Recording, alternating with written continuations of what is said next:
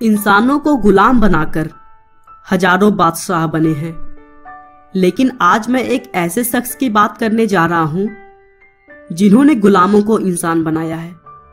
जी हां दोस्तों, मैं बात कर रहा हूं समानता के प्रतीक कहे जाने वाले महापुरुष भारत रत्न डॉक्टर बाबा साहेब भीमराव अंबेडकर की, जिन्होंने इस देश का संविधान बनाया, गरीब, दलितों और महिलाओं को उनका हक दिलाया और समाज के उन सभी कुरीतियों को खत्म कर दिया जो इंसान के हित में नहीं थे।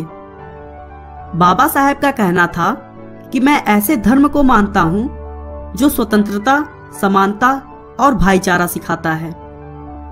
लेकिन पूरे देश के लिए इतना कुछ करने वाले महापुरुष ने शुरुआती दिनों में अपनी नीची जात को लेकर समाज द्वारा किए गए अत्याचारों को जितना झेला है, शायद ही उनके अलावा कोई होगा जो उन अपमानों को भूलने के बाद आगे बढ़ते रहने की सोच रखता होगा। चलिए दोस्तों, यूं पहेलियों में बात करने से अच्छा है कि बिना आपका समय खराब किए हम बाबा साहेब के जीवन को शुरू से थोड़ा डिटेल में जानते हैं। डॉक्टर भीमराव अंबेडकर का जन्म 14 अप्रैल 1891 को मध्य प्रदेश के इंदौर जिले में महू नाम के एक गांव में हुआ था। उनके पिता का नाम रामजी सकपाल था, जो भारतीय सेना में रहते हुए देश की सेवा करते थे और अपने अच्छे कार्यों की बदौलत सेना में सूबेदार की पद तक पहुंचे थे। और उनकी मां का नाम भीमाबाई था। राम जी शुरू से ही अपने बच्चों को पढ़ाई लिखाई और कड़ी मेहनत के लिए प्रोत्साहित करते थे, जिसकी वजह से अंबेडकर को पढ़ाई लिखाई का शौक बचपन से ही था। लेकिन वे एक महार जात से ताल्लुक रखते थे, जिसे उस समय लोग अछूत भी कहते थे। अछूत का मतलब यह था कि अगर इस नीची जात के लोगों द्वारा ऊंची जात के किसी भी वस्तु को छू दिया जाता तो उसे अपवित्र मान लिया जाता था, और ऊंची जात के लोग उन चीजों को उपयोग में लाना पसंद नहीं करते थे। यहाँ तक कि नीची जात के बच्चे समाज के इस बेहद ही खराब सोच की वजह से पढ़ाई लिखाई के लिए स्कूल भी नहीं जा सकते थे। लेकिन सौभाग्य से सरकार ने सेना में काम कर रहे सभी कर्मचारियों के बच्चों के लिए एक विशेष स्कूल चलाई, और इसी की वजह से अंबेडकर की शुरुआती पढ़ाई पॉसिबल हो सकी। स्कूल के पढ़ाई लिखाई में अच्छे होने के बावजूद अंबेडकर और उनके साथ के सभी नीची जात के बच्चों को क्लास के बाहर या फिर क्लास के कोने में अलग बैठाया जाता था, और वहां के टीचर्स भी उन पर थोड़ा भी ध्यान नहीं देते थे।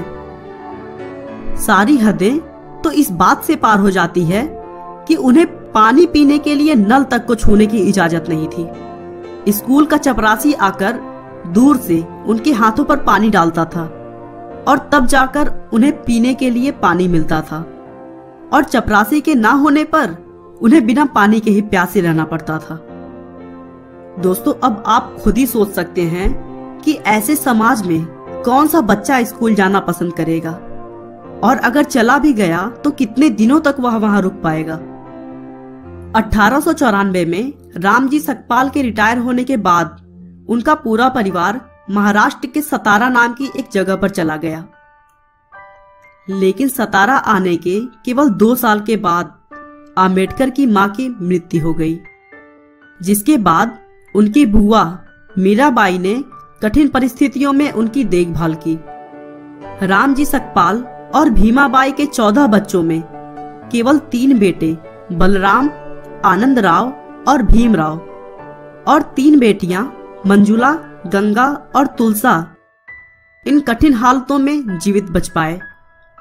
और अपने भाइयों और बहनों में केवल भीमराव अंबेडकर ही समाज को अनदेखा करते हुए पढ़ाई में सफल हुए और फिर आगे की पढ़ाई जारी रख सके। 1897 में अंबेडकर ने बंबई के एल्फिंस्टन हाई स्कूल में एडमिशन लिया, और उस स्कूल में छोटी जात के सबसे पहले छात्र बन गए। 1907 में अंबेडकर ने अपने हाई स्कूल की परीक्षा पास की, जिस सफलता से उनके जात के लोगों में एक खुशी की लहर दौड़ गई, क्योंकि उस समय हाई स्कूल पास होना बहुत बड़ी बात थी। और वो भी एक अछूत का पास होना तो आश्चर्यजनक था। इस सफलता के लिए अर्जुन केलुस्कर ने अंबेडकर को अपनी लिखी हुई किताब गौतम बुद्ध की जीवनी पुरस्कार के तौर पर दी। दोस्तों बता दूं कि श्री केलुस्कर एक मराठा जाति के विद्वान थे। उसके बाद से अंबेडकर ने पढ़ाई लिखाई के क्षेत्र में सभी रिकॉर्ड्स को तोड़ते हुए 1912 में इकोनॉमिक्स और पॉलिटिकल साइंस में अपनी डिग्री प्राप्त की और फिर 1913 में स्कॉलरशिप प्राप्त करते हुए पोस्ट ग्रेजुएशन के लिए अमेरिका चले गए और फिर वहां कोलंबिया यूनिवर्सिटी से 1915 में एमए की डिग्री ली। फिर अगले ही साल 1916 में उन्हें उनके एक रिसर्च के लिए पीएचडी से सम्मानित किया गया। इस रिसर्च को उन्होंने एक किताब evolution of provincial finance in British India के रूप में प्रकाशित किया। अपनी डॉक्टरेट की डिग्री लेकर सन 1916 में अंबेडकर लंदन चले गए, जहां उन्होंने लंदन स्कूल ऑफ इकोनॉमिक्स में कानून यानी लॉ की पढ़ाई और अर्थशास्त्र में डॉक्टरेट की तैयारी के लिए अपना नाम लिखवा लिया। लेकिन अगले ही साल स्कॉलरशिप खत्म होने के चलते मजबूरन उन्हें अपनी पढ़ाई बीच में ही छोड़कर भारत वापस लौटना पड़ा। उसके बाद भारत आकर उन्होंने क्लर्क और अकाउंटेंट जैसी कई सारे जॉब की। फिर 1920 में अपने बचाए हुए पैसे और दोस्त की मदद से फिर से इंग्लैंड चले गए, जहां 1923 में उन्होंने अपना research problem of the rupee या हिंदी में कहें तो रुपए की समस्या को पूरा किया और फिर उन्हें लंदन यूनिवर्सिटी द्वारा डॉक्टर ऑफ साइंस की उपाधि दी गई। उसके बाद से उन्होंने अपना पूरा जीवन समाज की सेवा में झोंक दिया। वे भारत के स्वतंत्रता के कई सारे अभियानों में शामिल हुए।